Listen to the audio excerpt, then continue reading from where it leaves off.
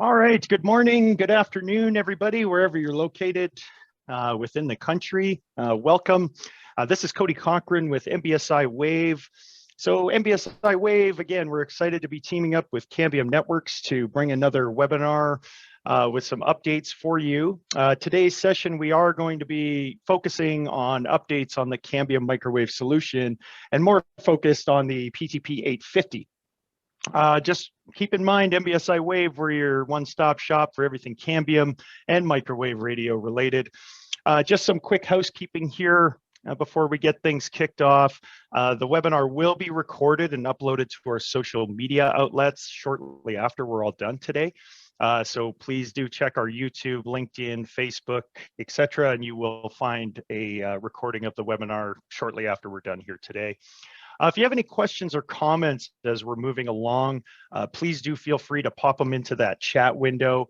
If it does not open automatically for you, there is an icon there to open that up. If we happen to run out of time at the end of the session where we can't cover all the questions, we will make sure to personally reach out and address those that might be outstanding. So again, please pay attention during the webinar as we will be asking a skill testing question that is covered during the session today. The first person to answer correctly will win a $100 Amazon gift card. To be eligible for this giveaway, you must be a resident here in Canada. So here at MBSI WAV, we're really excited to have Cambium joining us to share these updates with you all today. There's some amazing improvements and functionality on the next generation of the Cambium microwave solution. MBSI WAV, keep in mind, we can help with the planning, network design, license acquisition, post and pre-sale support on every piece of a wireless network, including the point-to-point microwave, of course. Before I pass it over to Cambium here, there's just a couple of quick slides I have. Brian, do you mind just flipping to the next slide, please? Perfect, thank you. So this is obviously very exciting time for wireless broadband in Canada as a whole, for ISPs, value-added resellers, end users, everybody. This is just a sneak preview of what we're looking at with the old versus the new fee structure. We are going to be going into more detail on this on a webinar that we have next week. That's just going to be focusing on the licensing fees, the spectrum, etc. It will not be product focused. Can you flip the slide one more time, Brian? Perfect. We also, there's a couple of new frequencies in Canada that are opening up for point-to-point, including 13 gigahertz and 32 gigahertz. So again, we are going to be covering more of what you saw on the previous slide and some more about the new frequencies that we're getting access to up here on our special edition Tech Talk that's happening next week, exactly a week from right now. If you would like to register, Nicole is going to pop in a link into the chat, just something quick that you can click on, get registered, or feel free to reach out to marketing@mbsiwave.com, and we'll be more than happy to get you registered for that session. So really looking forward to that. Again, that is not a product presentation, that we are only going to be focusing on spectrum fees, licensing process, etc. So yeah, we really hope you decide to join us for that. Okay, so presenting today on behalf of Cambium Networks, we have Brian Chan and Bruce Collins. So Brian is one of the regional technical managers with Cambium. Bruce Collins, he's a senior director of project management with Cambium. So with that, I'm going to pass it over to Brian and Bruce to take it away. All right, thanks, Cody, and thanks everyone for joining this webinar. So this is the agenda for today's webinar. We're going to be taking a quick look at the overall PTP 8XX portfolio. So this is our licensed microwave backhaul portfolio. And then we'll be taking a closer look at the exciting new introductions we've just made with the PTP 850 devices. So that includes, in the family of 850 products, the 850S, which is a single core all outdoor radio, the 850C, which is a dual core radio, and the 850E, which is a single core E-band radio that operates in 80 gigahertz, allowing you to take advantage of the larger channel sizes that are available in that spectrum to deliver very high capacity. We'll also be taking a closer look at some of the differentiators and highlights with the PTP 850 platform, including layer 1 aggregation, link bonding that allows for 4+0 with a single fiber cable supporting 10 gigabits per second full duplex speeds. We'll be taking a comparison look at the 850 versus the 820 so that you can see what the differences are between what we've been offering and the new introduction with the 850. And then we'll also take a closer look at how we stack up versus the competition. From there, we will review our product roadmap so that you can see what features we have coming in the future, and then we'll have Q&A. So this is a slide that illustrates all of the different products that we have in our licensed microwave portfolio. So for those of you who are familiar with 820, we have the 820S and the C, which are the all outdoor radios. And those are products that we've had for several years now. S is single core and C is dual core. The CHP is a newer product that we released just about 2 to 3 years ago. And the HP suffix stands for high power. This was released in order to address some of the longer distance links so that you could increase your link budget with very high transmit power. Either to establish long distance links or to actually decrease the dish size, because with the higher transmit power, you can achieve the same system gain with a smaller dish, thereby reducing your tower lease costs. The 820E was recently introduced as well, maybe about 2 years ago. That is an E-band 80 gigahertz radio. And then to the right, you have all of the 850 devices that we have just introduced within the past several months. So the 850S is the evolutionary next step for the 820S. So this is a single core, all outdoor radio. We'll get into some of the differentiators in the next few slides. But basically this is newer technology. So it does support higher orders of modulation, has an SFP plus port, and it supports dual band functionality with layer 1 link aggregation. The 850C is the evolutionary next step for the 820C. So this is a dual core radio, which is essentially like 2 850Ss all in one box. And the 850E is also the evolutionary next step for the 820E. So this is an E-band radio, but it does support higher orders of modulation and larger channel sizes than 820E, allowing it to deliver very high throughput. As far as split mount and all indoor architectures go, we do have several options for that. It seems like today all outdoor is a lot more popular and more commonly deployed. However, split mount and all indoor is still being used for different applications, mostly in public safety. So for split mount, we still have the 820G, which is an all indoor radio. So it's rack mountable in a standard 19-inch rack. And this will communicate via IF cable to either an RFU-C for a split mount architecture or to an RFU-A, which is a high power all indoor RF transceiver, so that you can then from there run waveguide up the tower to your antennas for a true all indoor architecture. The 820F is actually the evolutionary next step for the 820G. It is one alphabet below 820G, so you would think that it's actually older, but it's actually the newer chassis. So this is this is an indoor rack mountable IDU, which then communicates via baseband to a variety of different options for outdoor mounted RF heads. So it is not intermediate frequency or IF like how the 820G communicates. It's baseband. So you're actually going to be using Cat5 or Cat6 and connecting the 820F radio interfaces to the RFU-D, DHP, or RFU-E. Several years ago, we did have an RFU-S, which was a single core ODU. However, there wasn't much demand for that, so that was actually end of sale.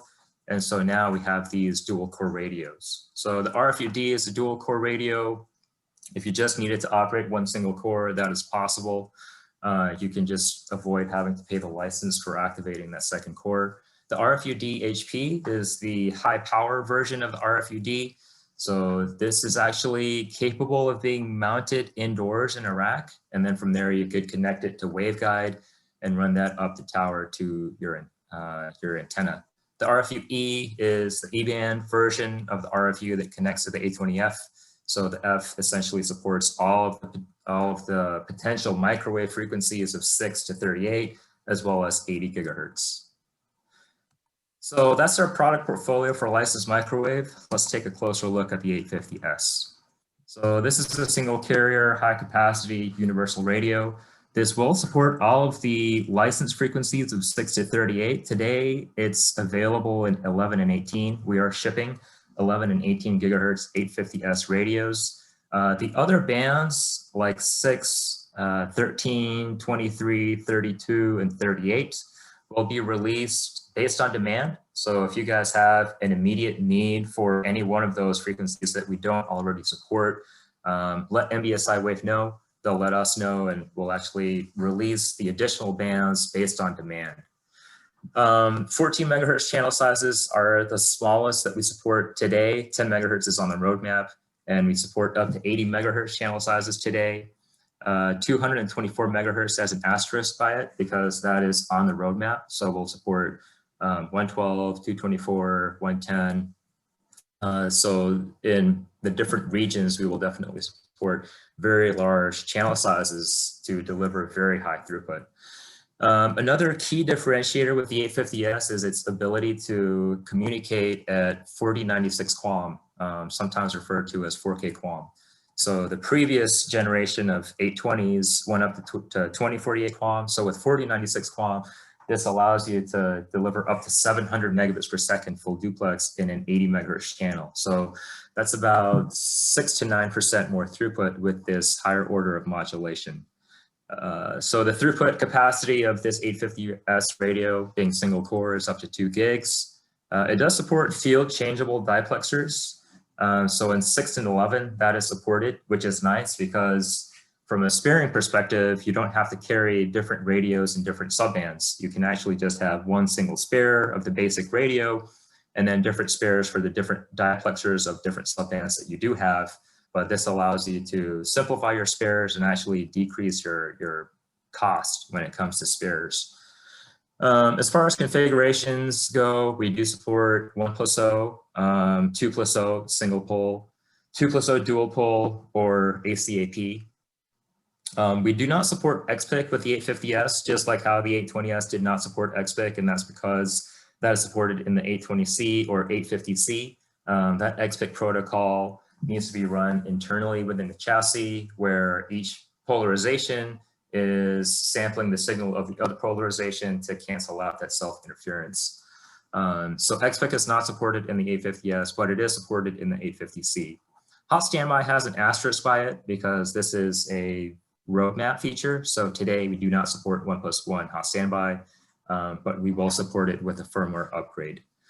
Multiband is essentially the ability for the 850S to be paired with the 850E.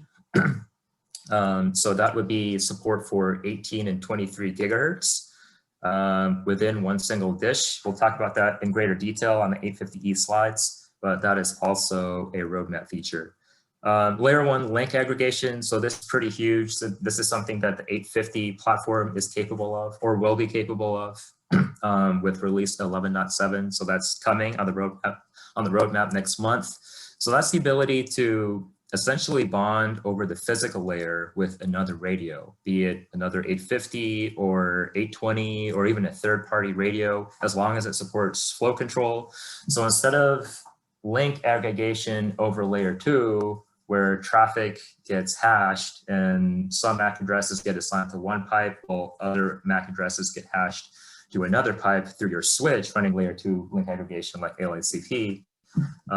This implements a traffic splitter, so every alternating byte alternates across the multiple links that are being bonded over the physical layer. So this is capable of link aggregation with other radios, whether it's 850s or third-party radios in the future with 11.7. So that's pretty nice because it implements a true link bonding and traffic splitter so that you have load balancing versus layer 2, where you can have some issues where one of the pipes is saturated and you're dropping packets while the other pipe is not saturated and has capacity, but layer 2 just doesn't have the intelligence for actual load balancing. Another little caveat here is that backwards compatibility does not exist with the 820S. So if you do choose to start deploying 850S radios, they will not communicate with 820S radios. So this is a quick look at the interfaces of the 850S. So at the bottom of the radio, there are 4 ports. The port on the far left is a PoE port. So this is capable of being used for PoE as well as management and or traffic. So this is the actual out-of-band management port. So when you're powering up the 850S for the first time, you're going to be connecting to its management interface over this port 1. Data is typically going to be over ports 2 or 3. So port 2 is a regular SFP or a CSFP port. So CSFP stands for compact SFP, which is essentially a dual bidirectional port. So you can actually support 2 streams of data across that CSFP. Port 3 is the SFP plus port. So if you plan on running more than a gigabit of traffic, especially if you plan on using this for link bonding, or link aggregation over layer 1, then you would be running your user traffic or your payload over port 3. Port 4 is an external connection used for 1+1 hot standby. So this is where the protection traffic would be traveling over. One caveat is that if you wanted to run everything over one single cable, like a Cat5 cable, running PoE management as well as user payload traffic, you do have to disable the traffic bundle shaper, and you also have to configure this port for gigabit. I think the default setting for this is 10.100. So you would have to configure it for 10.100, 1000. Okay, so the 850C is pretty similar to the 850S. So a lot of these features that we covered in the S are also prevalent in the C. Just that the C is a dual core radio. So you can think of it as 2 850Ss all in one single box. This will support 6 through 38 gigahertz as well. And today, just like with the 850S, only 11 and 18 is shipping. So if you have an immediate need for other frequencies, let MBSI WAV know, and we will release additional bands based on demand. The top modulation mode that's supported is 4096 QAM. The largest channel size that's supported is 224 megahertz, or it will be 224 megahertz. That is on the roadmap. But today's largest channel size that's supported in Industry Canada or the FCC is, I believe, 80 megahertz, and that is supported. So based on the channel size, if you're able to operate in the largest channel size of 224 megahertz, you can deliver up to 4 gigabits per second full duplex with XPIC. So again, this is a dual core radio, so you can have both cores operating simultaneously, either in the same polarization, different polarizations in different channels, or different polarizations in the same channel, also known as XPIC.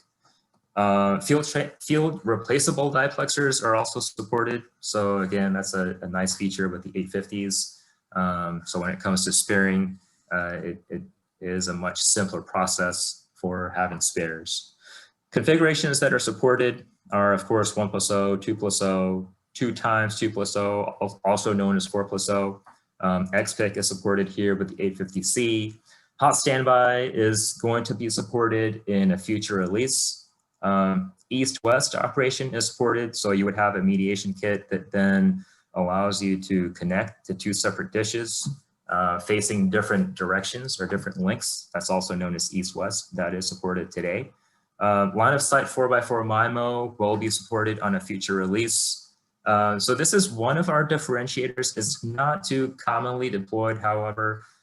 This is only supported in certain channels. It's basically the ability for you to use one single channel with XPIC on one 850C running 2 times or 2+0 XPIC, and this can communicate with another 850C on the same tower, also running 2+0 XPIC in the exact same channel. So in a 30 megahertz channel, you're essentially running 4+0, which we call 4x4 MIMO, to deliver 1 gig.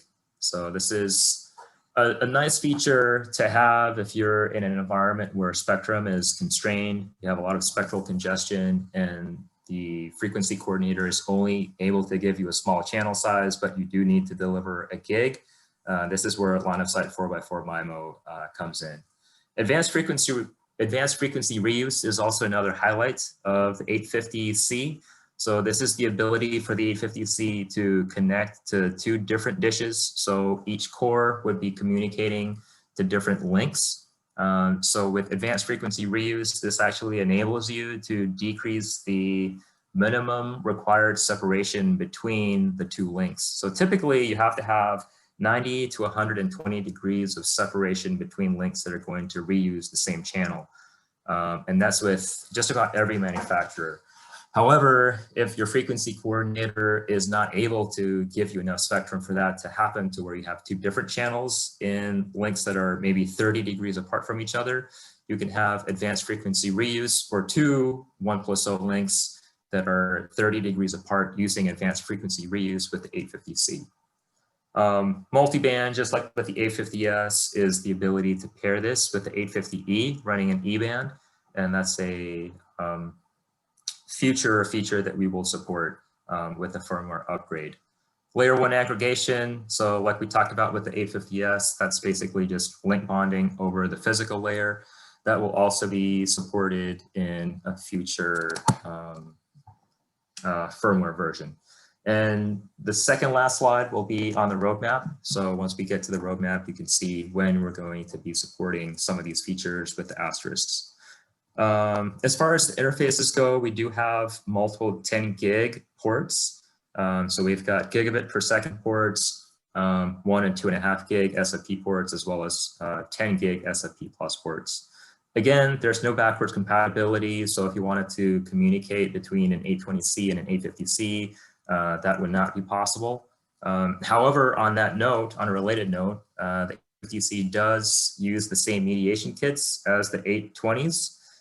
So if you wanted to do a rip and replace of an 820 to an 850, that's possible while reusing essentially the same infrastructure. You wouldn't need new dishes or new mediation kits. The 850 does interface to the same mediation kits as the 820s. So this is a quick look at the 850C interfaces. So going from left to right, port 1 is an external DC power port. I forgot to mention on the 820S that does not have an external DC power port. The 820S does. So if you have any applications where you have to run external DC power, the 850S would not support that. The 820S does. The 850C does as well. So port 1 is the external DC power port supporting neg 48 volts in. Port 2 is a PoE port, so you could run PoE instead of external DC. And that port does support up to 10 gigs. So that's a 1/2.5/10 gig interface. Port 3 is a dual band 1 or 2.5 gig SFP interface. And then ports 4 and 5 are 10 gig SFP plus interfaces. One caveat here is that port 4 is reserved for MIMO. So if you wanted to run user traffic through one of the 10 gig SFP plus ports, that would have to be port 5 and not port 4. Port 6 is the out-of-band management port. So this is pretty similar to the 850, the 820C, where it had an out-of-band management port. The 850S has some differences there for sure. So taking a look at some of the deployment photos here in the bottom right. So the 850C with an OMT kit is pictured here. So you could then mount this directly to an antenna. Again, these mediation kits are the same as the 820s. So if you see a bill of materials that says like 820C OMT or 820C splitter or coupler, it's not the wrong part. Those mediation kits are backwards and forwards compatible between the two 820 and 850 product lines. 2+2 with a dual coupler is pictured here. This would be for hot standby. 2 times 2+0 or 4+0 would be implemented with a dual splitter, essentially the same picture. You could also do a remote mount. So the application for a remote mount would be if you wanted to connect to a larger dish than what we support with direct mount. So our direct mount dishes with radio waves and Andrews CommScope go up to 6 foot in diameter. So if you wanted to connect to like an 8-foot dish or larger, then you would have to use a remote mount and then some waveguide jumpers. Okay, so the 850E is an E-band radio. So this supports the entire E-band from 71 gigahertz up to 86 gigahertz. So that's also known as the 80 gigahertz band. Supports up to 512 QAM. So that's a higher order modulation than what the 820E supported, as well as a 2000 megahertz or 2 gigahertz channel. So that's a very large channel. And that's also several times larger than what the 820E supported. So based on this ability to support larger channel sizes, that gives this device the ability to communicate at up to 10 gigabits per second full duplex out of the box. So you can see here in the bottom right, we've got a table showing the high capacity throughput in different channel sizes, as well as the different orders of modulation that can be achieved in the different channel sizes. So at 512 QAM in a 250 megahertz channel, that can deliver 2 gigs. And in the best case scenario of achieving or being able to acquire a 2 gigahertz channel, we can deliver up to 10 gigabits per second full duplex in a 128 QAM modulation mode. So that's very, very high throughput. The configurations that are supported include 1+0, hot standby. Again, that is a future release where we will support that, and 2+0 XPIC. So it does have several different ports, including a QSFP port. That's a quad SFP port, which is essentially 4 times 1 or 10 gigabit Ethernet or 40 gigabit Ethernet.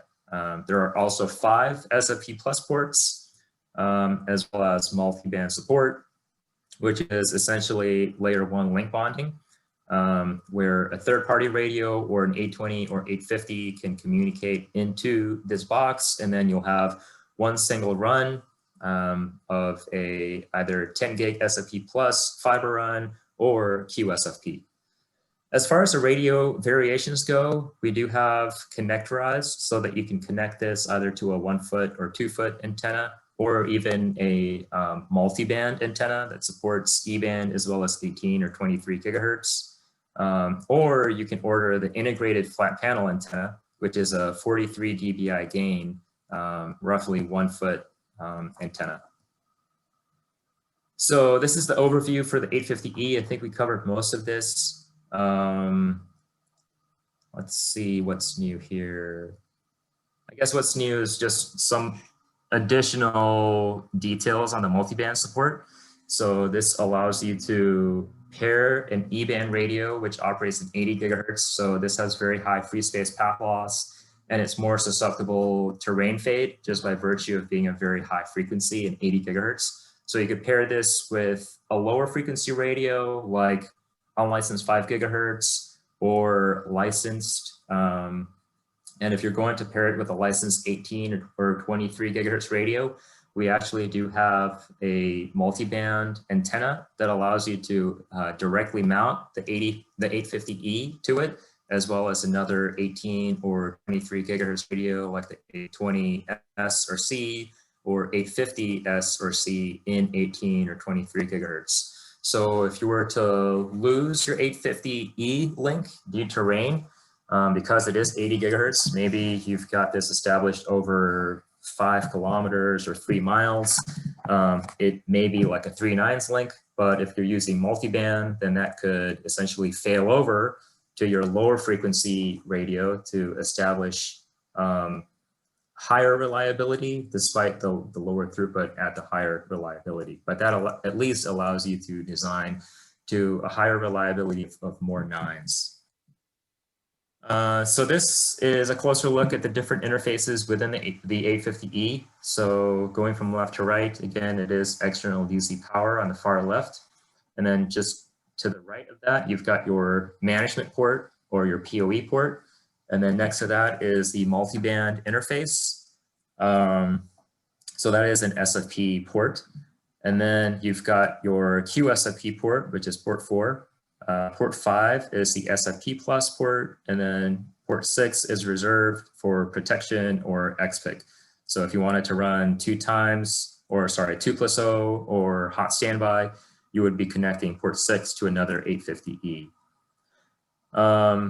Another note here is that the multiband interface cannot be used for user traffic. I had an early adopter who tried to configure port 3 for user traffic, but that is reserved for multiband use. So your user traffic is going to be on port 5, which is your SFP plus port. So these are some slides on adaptive coding and modulation. These are pretty much standard features with just about every microwave radio these days. I think the highlight here is that we support very fast adaptive modulation of up to 100 dB per second fading. So if you have maybe a rainstorm or thunderstorm that comes out of nowhere where you don't have any rain, and then in the next second you have like a torrential downpour, we do have very fast adaptive encoding modulation that can accommodate that kind of fast fade while still maintaining the link without having any packet drops. So it is hitless and errorless. We do support up to 11 modulation encoding work points from BPSK up to 4096 QAM. So we do support additional modulation modes that the competition does not support, including BPSK as well as 8 QAM. So it's a little more graceful, and it also allows us to achieve higher system gain by virtue of supporting BPSK, while the competition only supports up to QPSK. Adaptive radio transmit power per modulation is also supported. So in the radio interface, that would be referred to as adaptive TX power admin. So you do want to enable this. It's disabled by default for some reason. I think it should be enabled by default. So you want to enable it so that this allows the radio to increase its transmit power as the modulation modes shift down into lower modulations. So with the higher modulations, usually you can't transmit at very high transmit powers because then you'll saturate the signal and get errors. So you're probably going to be transmitting at around 18 to 21 dBm in the higher order modulation modes. And as your link starts to take a fade due to rain or ducting or maybe some near line of sight conditions or reflections, as long as you enable this, this allows the radio to increase the transmit power up to the maximum transmit power that it supports for the lower orders of modulation. QoS is supported as well. So if you're trying to pass more traffic than the link is capable of achieving, especially in the lower orders of modulation modes, then QoS will be respected. So the mission critical higher priority traffic will be able to traverse the link and be transported, while the lower QoS traffic will get dropped. Okay, so taking a look at one of the highlights of the 850 product line is layer 1 aggregation, also referred to as link bonding.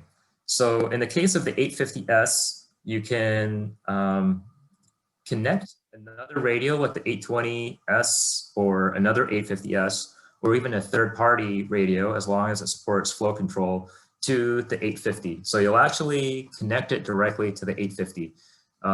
So instead of a long cable run going down the tower from this additional radio into a switch where it's going to be running layer 2 link aggregation, you would run that directly into the multiband port of the 850S. And then from there, because it has an SFP plus port supporting 10 gigs, you would run fiber into your switch or your router with a 10 gig connection carrying 2 gigs of traffic. And again, because of the fact that this is layer 1, it's physical layer, we do implement a traffic splitter. So every alternating byte alternates the different radio links so that your traffic is evenly balanced across both links. So that's a highlight of layer 1 link aggregation over layer 2 link aggregation. It also simplifies the tower install because you have fewer cable runs. And so this is showing what layer 1 link aggregation would look like with the 850C. So the 850C, being a dual core radio, can achieve 2+0 plus an additional 1 or 2+0. So if you do this with another 850C, you could mate both of those to the same dual splitter and then to an OMT kit running 4+0. And then you would connect one of the 850Cs to the other. So both the multi-band ports would be paired together, and then you would run one single cable down the tower from one of the SFP plus ports into your switch or your router. That would be the most typical or common setup. However, we do support layer 1 aggregation or link bonding with other radios as well. including 820C or S radios, or even third-party microwave. Multiband support with with one 850E and one 850C is also possible. And this doesn't have to be an 850C. It could also be an 820 radio or even a third-party radio. So this is really just the same concept of what I just showed you guys with the 4+0 with the two 850Cs or 850C plus other radios. So instead of an 850C, like what we saw in the previous diagram, now you've got an 850E. So the benefit with this, again, is that you're going to be running 850E in the E band of 80 gigahertz. So reliability would be a pretty large concern. It's difficult to engineer 850E to 5 nines over long distances. So if you have a longer distance link, it's definitely a good idea to implement multiband so that you're also adding additional throughput from a lower frequency like 6, 11, 18, or 23 gigahertz microwave radios, or even unlicensed 5 gigahertz radios, so that those radios can maintain the link if the 850E was to fade due to rain or excess path loss. So this is a comparison between the 820 platform and the 850 platform. So the 820S covers 6 to 38 gigahertz, essentially all of the license bands. 850S will, although today it's only shipping in 11 and 18 gigahertz. The 820S supports only up to 2048 QAM, so this allows it to deliver 660 megabits per second full duplex in an 80 megahertz channel. That's in the FCC as well as in Industry Canada. That's in 1+0. The 850S, because it supports larger channel sizes, can deliver close to a gig at 110 megahertz channel size. That is the European telecom or ETSI standard. If you were to do an apples to apples comparison in the same channel size, you'd be looking at 698 megabits per second, or about 700 megs. So that's about 40 megs of more throughput, just because it supports 4096 QAM. The 820S only had SFP ports. The 850S has an SFP plus port. It also supports layer 1 aggregation. So the SFP plus port definitely comes in handy, because if you wanted to connect this with another radio to run maybe like 2+0, you could run link aggregation and just have one single cable coming down the tower into your switch. As far as channel sizes go, the 820S only supports up to 80 megahertz. The 850S does support much larger channel sizes than that, including 224 megahertz. And again, higher order of modulation with 4096 QAM. The 820C versus 850C is just like what we went through with 820S versus 850S, just that now we're looking at twice the number of cores, right? So again, it's shipping in 11 and 18 gigahertz, but it will support 6 to 38. So as far as throughput goes, it supports up to close to 2 gigabits per second full duplex in a 110 megahertz channel. If you do an apples to apples comparison with 80 megahertz channels, 700 megs times 2 is 1.4 gigs. So it's delivering about 80 megabits, well, say 70 to 80 megabits per second more full duplex than an 820C. It does have several SFP plus ports. It does support layer 1 aggregation, larger channel sizes, and a higher order of modulation with 4096 QAM. 820E versus 850E. So the throughput capability is much higher with 850E. It's up to 20 gigabits per second. That is an aggregate number. It is 10 gigabits per second full duplex, which we saw in the 850 slides if you're running a 2 gigahertz channel and 128 QAM. It is definitely capable of 20 gigs if you were to run 2+0 XPIC and a QSFP connection with link bonding down into your switch. Okay, so this says that it's a summary slide, but this is actually a competitive analysis summary slide between Cambium and Aviat and CI. So those are the two competitors that we come up against pretty often. So taking a look at each of these different features row by row, we've got supported bands. So there's no clear winner here because all of us support all of the license bands of 6 to 42. including here in Industry Canada, 13 and 32 gigahertz. Supported modulations, so like I had hinted at earlier, we do support more modulations than the competition. So we do get down to BPSK, allowing us to achieve higher system gain, whereas Aviat and CI only go down to QPSK. We do support 8 QAM, so we've got one additional order of modulation between 4 QAM or QPSK and 16 QAM. So this allows for a more graceful transition whenever adaptive modulation is active. Supported bandwidths, we do support, it says 7 megahertz, although one of the earlier slides said 14 megahertz, so we'll definitely have to look into that. But we do support up to 224 megahertz channel sizes, or 160 megahertz, just depending on the regulatory body. Total number of 10 gigabit Ethernet ports is 3. At least that is the case for the A50C. Aviat's all outdoor WMT 4200 radio only has 2, and CI's Alpha Plus 2 radio does not have any 10 gigabit Ethernet ports. 4+0 with layer 1 aggregation is supported with 850C. It's also supported in CI, but it's not supported in Aviat. SFP ports, so we do have 2 1/2/2.5/10 gigabit Ethernet ports. And Aviat only has 1 of those, and CI has 2. So actually, I guess when it comes to 10 gigabit Ethernet ports, CI does have 2. It says 0, but I think that is a mistake. Transmit accuracy and receive accuracy. So this is the delta between the published typical specs as well as the guaranteed specs. So we are more conservative. What we publish in the spec sheet usually is within 1 dB of tolerance within the guaranteed numbers. When it comes to transmit accuracy, when it comes to receive accuracy, that's -1 or +2 dB. Versus Aviat and CI, they take a little more liberty in publishing specs that are a little more flattering by 2 to 3.5 dB, or up to 2 dB for CI.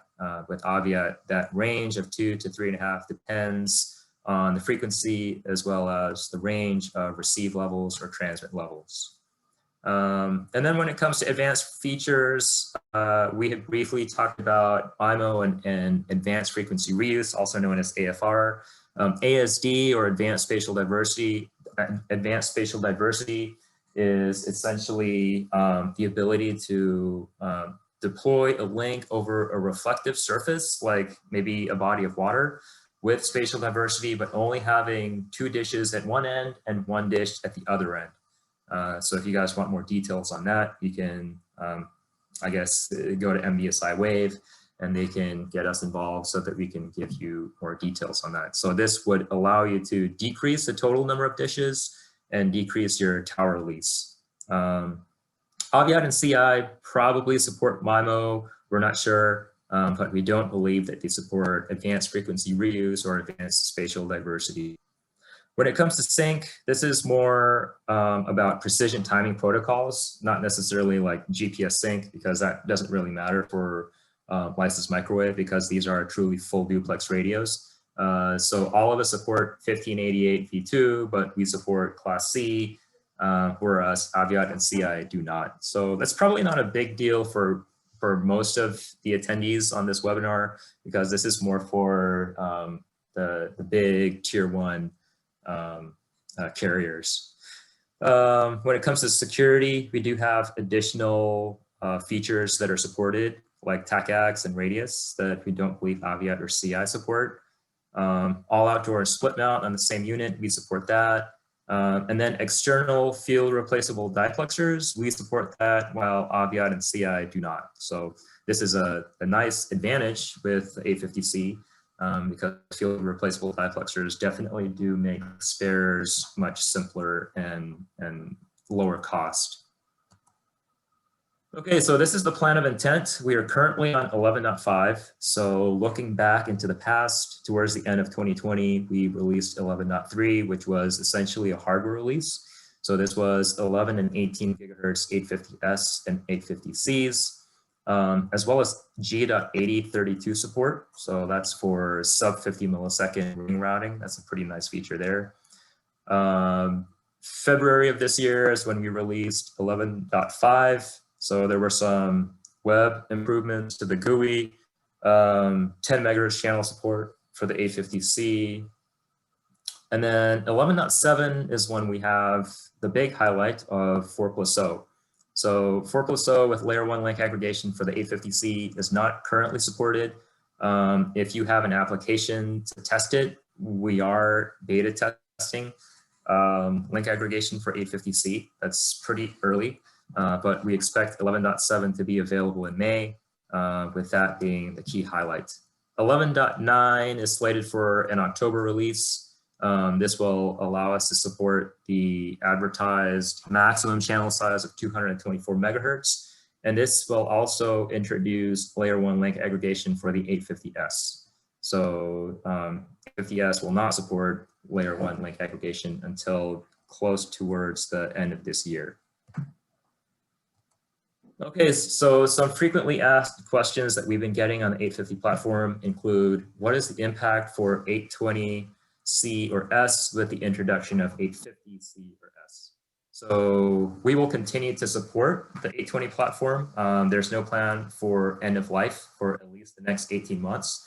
There are some differences between the two platforms. The one that comes to mind is if you have an application where you require external DC power, or you have the preference for external DC power, the 820S does support that, while the 850S does not. So that could be one application where you would want to continue using the 820 instead of the 850.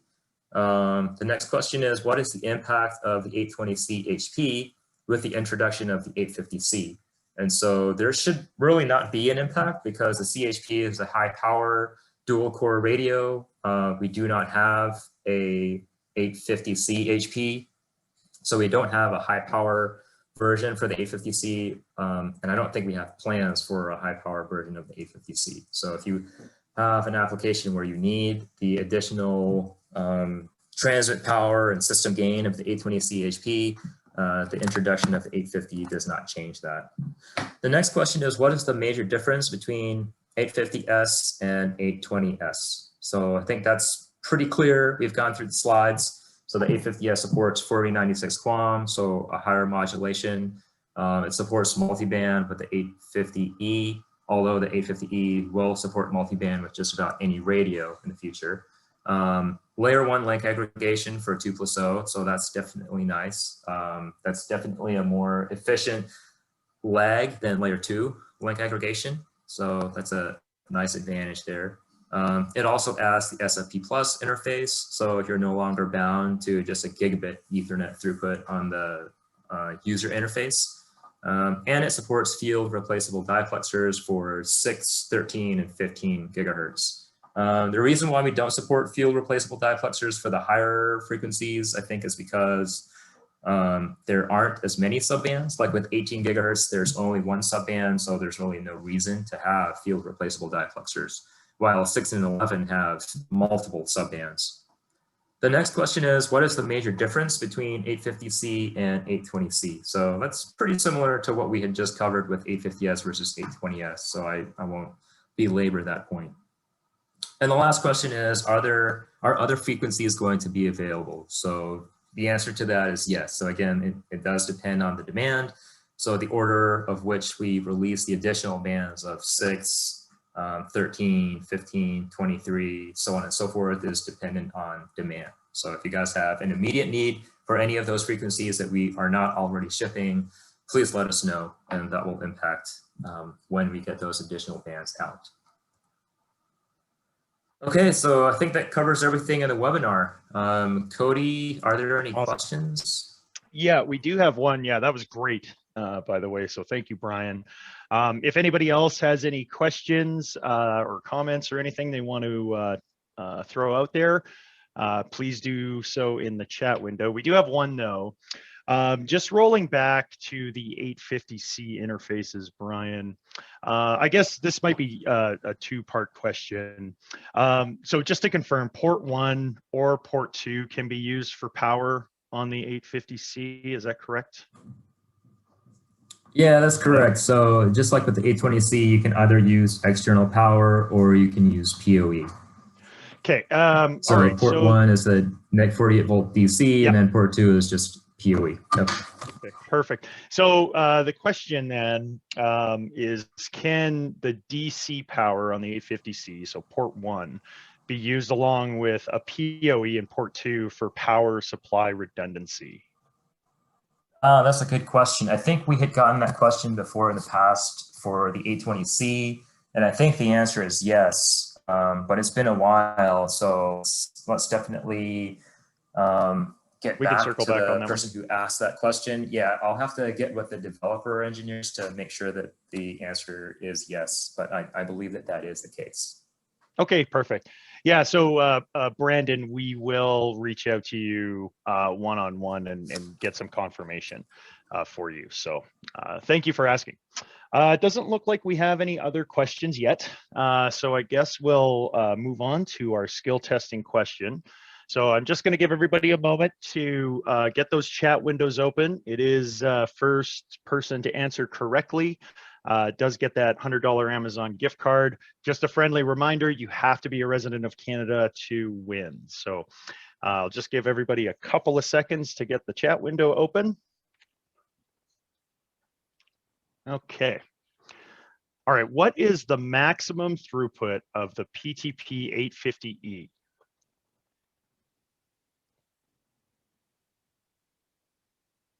All right, we got lots of answers coming in, just waiting for confirmation on who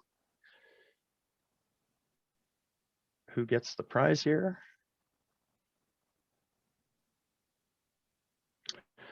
All right, Shane LeBron, you are the lucky winner. So we will be in touch with you to get you that Amazon gift card so you can get yourself some goodies. It doesn't look like we have any other questions. I'll just double check. I think we're okay there. So yeah, we really appreciate everybody's time today. Thank you for attending. We obviously will have some other future webinars coming up, and we'll make sure to let everybody know about those. Again, just a friendly reminder, next Thursday, April 15th, same time, we are going to be doing that special edition tech talk on the Spectrum fee changes. So if you are interested, please let us know in the chat window, email marketing@MBSI WAV, or there is that link. Just got a question. Will there be a copy of this PowerPoint somewhere? I guess, yeah, Brian, is this a slide deck that we're going to be able to share publicly with the attendees? Yeah, we can share this. Okay. Yeah, so absolutely. We can get a copy out to anybody who wants one. So please just let us know. Yeah, I think that's about it. So yes, thank you all again for attending. We really appreciate your time as always. If you are thinking about your network or your customer's network, if you are a integration or reseller, please do get in touch with us. The time is now to start looking at plans, because we are going to see that Spectrum is going to start getting filled up rather quickly. There's a lot of hype around this. So please do feel free to get in touch with us. And yeah, we're happy and excited to move forward. So thank you, Brian, for the fantastic presentation. And thank you, everybody, for your time today. Really appreciate it. Thanks, everyone. Thanks all.